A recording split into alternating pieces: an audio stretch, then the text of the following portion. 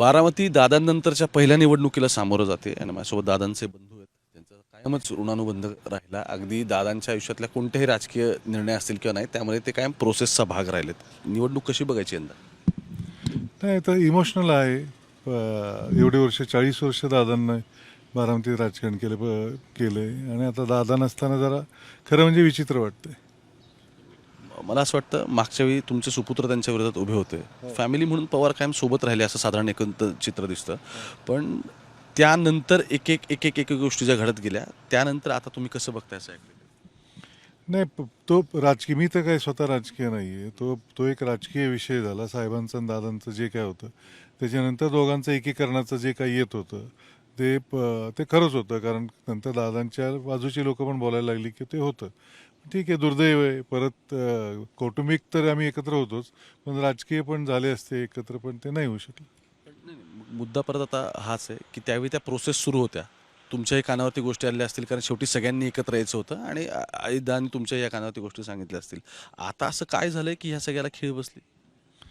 खरं म्हणजे त्या प्रोसेसमध्ये मी नव्हतो, कारण मी राजकारणात नसल्यामुळं कानावर गोष्टी येत होत्या, बरोबर आहे.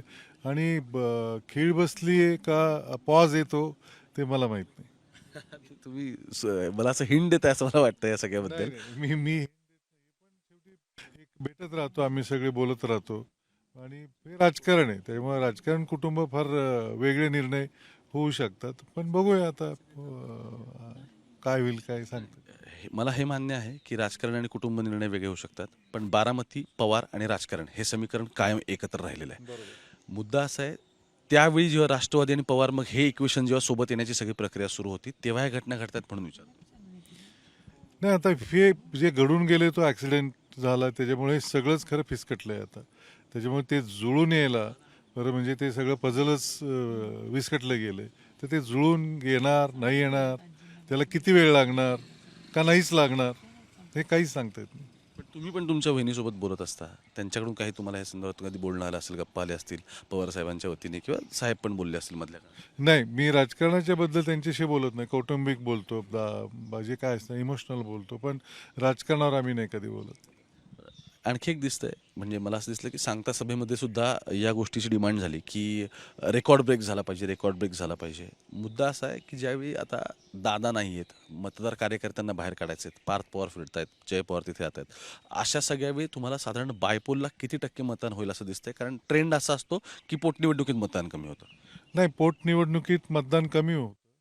पण मला असं वाटतं की जी दादांबद्दल जी लोकांना प्रेम आहे त्याच्यामुळं मतदानाचा टक्का वाढेल.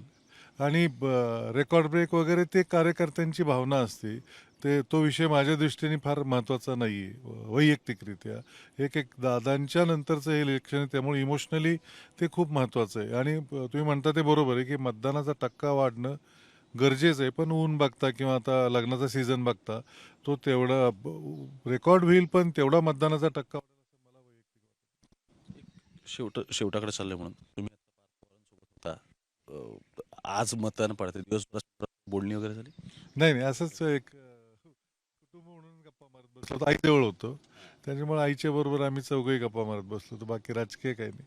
आईंचं मतदान घरीच झालं असं कळलं. हो, झालं आईचं म्हणतात. हो हो. म्हणजे मला आठवतं की ज्यावेळी निवडणूक होती सगळी, त्यावेळी माँ किसके साथ है असे प्रश्न विचारले जात होते तुम्हाला की आई कोणासोबत येणार, आणि दादांनी मेसेज दिला की त्यांच्यासोबत मातोश्रींना घेऊन आले आणि त्यांचं मतदान पण पार पाडलं.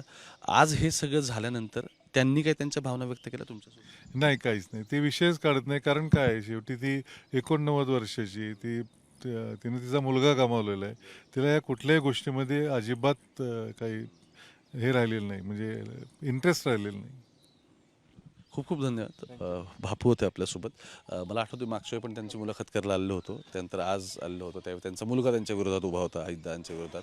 पण हे सगळे निर्णय राजकीय आहेत. आणि महत्त्वाचं काय, या सगळ्यामधून एक गोष्ट आणखी झालेली दिसते, ते म्हणजे अजितदादांच्या जाण्यानंतर पार्टी मर्जरला जे काही खेळ बसले असं म्हणतात, त्यांचं म्हणणं आहे तो एक पॉज असू शकतो. त्यावेळी येणाऱ्या काळात या सगळ्या गोष्टी वेगवेगळ्या बघणं महत्त्वाचं आहे. मुंबई तक बघत राहा. कॅमेरा पर्सन गोपाळ सोबत मी ओंकार, पुण्यावरून.